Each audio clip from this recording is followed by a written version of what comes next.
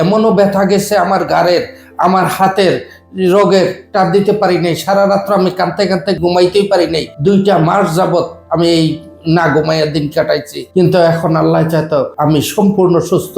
স্বাগতম academy of physiotherapy pain and rehabilitation APPRC এর পক্ষ থেকে।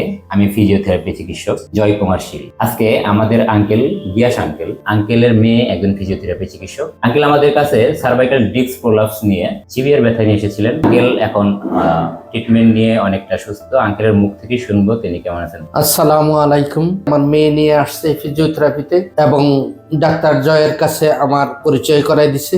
আমি এখানে এসে অনেক অনেক সুস্থ। আমি কোনোদিন ভাবি নাই যে ফিজিওথেরাপির মধ্যে এত বড় একটা গুণ রয়ে গেছে।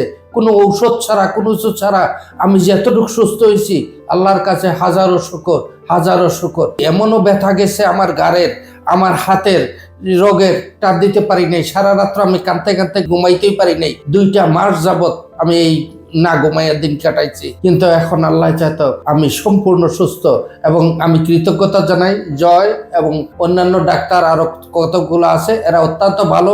মেয়ে এবং ছেলে সবাই ডাক্তার, আপনারা আসুন এবং এই চিকিৎসা গ্রহণ করুন। এতে অনেক টাকা সাশ্রয় হবে। আপনাদের অন্যান্য পার্শ্ব প্রতিক্রিয়া, অন্যান্য ওষুধ খাইলে যা হয়তো এইটাতে আর পার্শ্ব প্রতিক্রিয়ার কোনো সম্ভাবনা নাই।